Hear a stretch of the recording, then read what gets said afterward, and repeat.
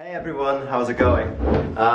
So today I would like to discuss quickly with you the importance of rhythm and creating a proper tech house groove and basically how to do it. I know this is very basic, but it's one of these things, if you don't nail it, if you don't get it right, what I've found, then you don't even need to bother to make the rest of the track because nobody is gonna care about it. When they are on the dance floor, what they really hear is the kick and the bass and the hi-hats.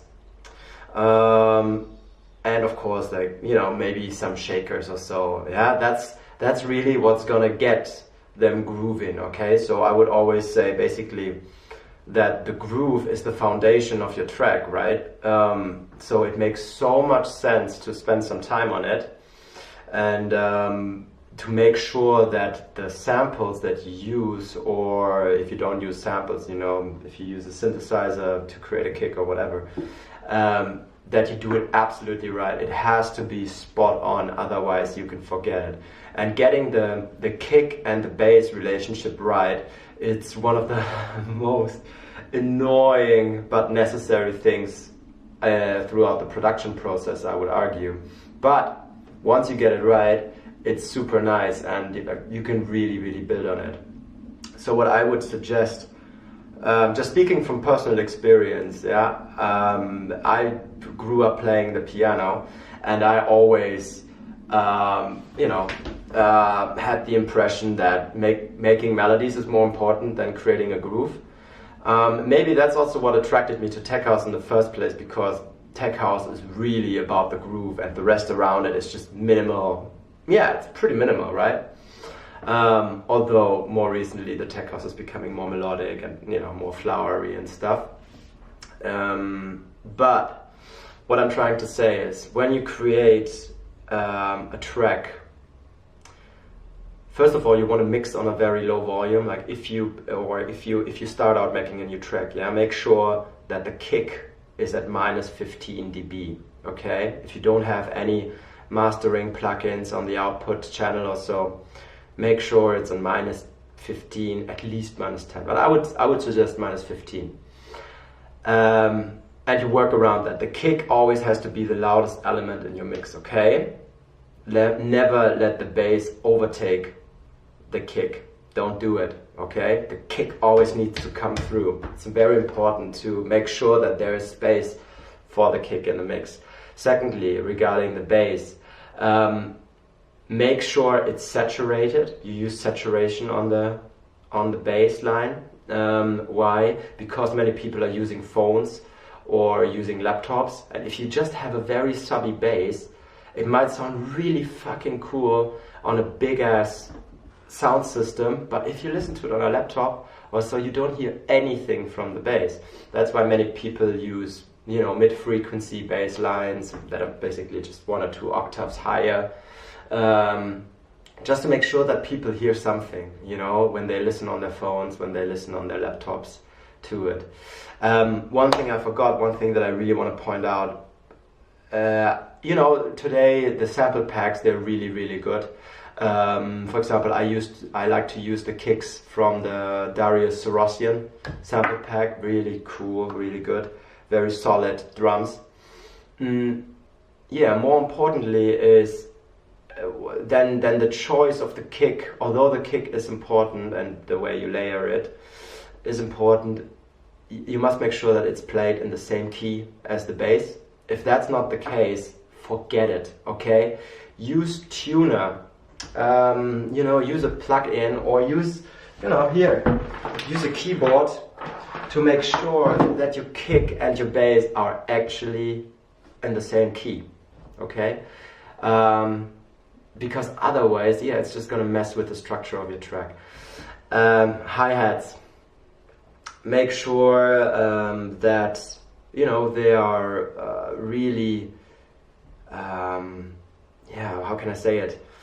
Vivid, but not overly sharp. And that's a fine line, and it has to do a lot with equalization. When it comes to hi-hats, you usually have to equalize, which means like you have to cut out some frequencies from the hi-hats, and then and then in a second step emphasize the frequencies that you actually like. But usually if you just throw together random, you know, samples from a sample pack, hi-hat samples, you end up with, you know, too many sharp highs in the mix. That's my experience, at least with it.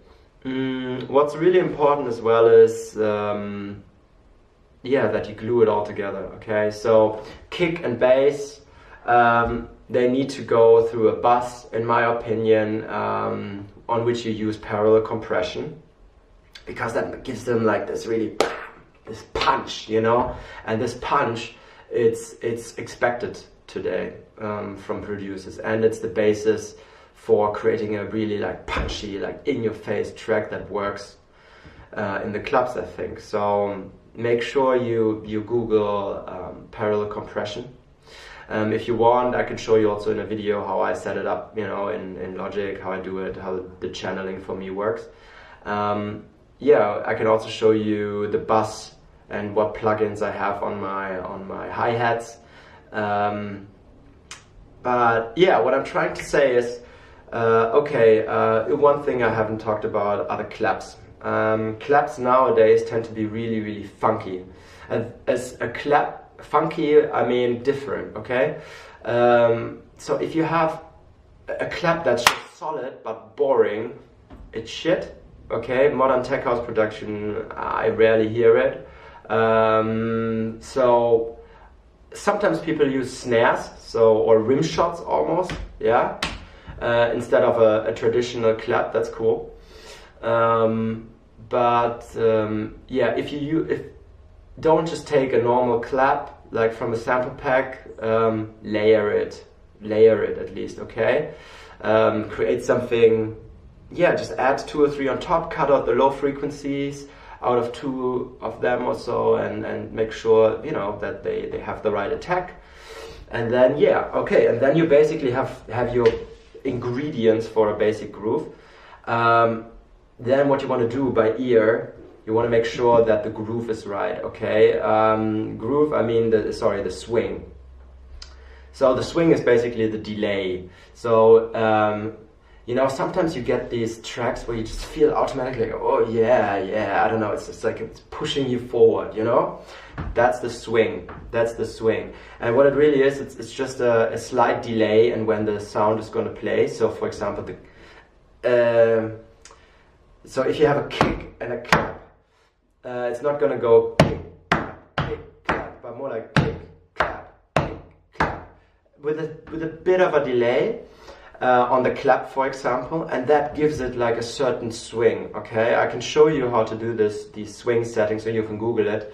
You can do it in Ableton, you can do it in any program really, but that's super important because that's what gives it the flow.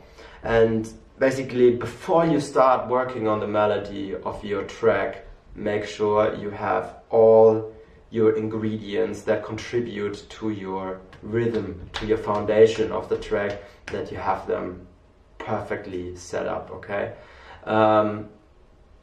Also the variations, yeah? Let's just mention, like, I don't want to go over time too much, but let's also talk a little bit about variations. So if you have like an 8-bar loop or so, you should have at the end of every 4th bar or so like a variation, like a little boop sound or something weird like a bongo that plays only then.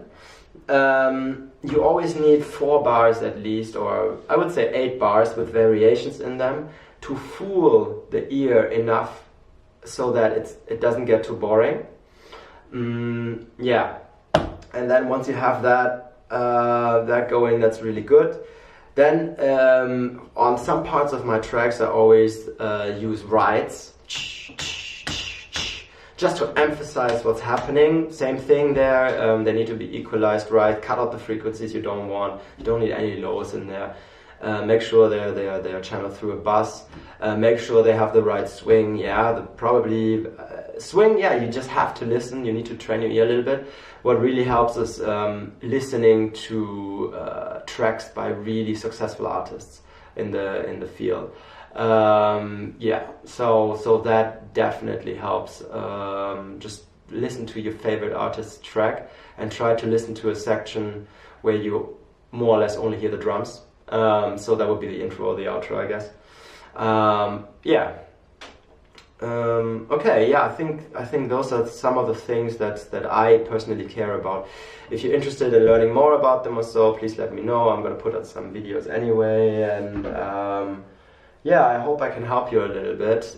Took me a long time to understand these things, and maybe I can help one person out there, or an amateur producer, you know, who really wants to go and improve, to become better. All right, have a good one.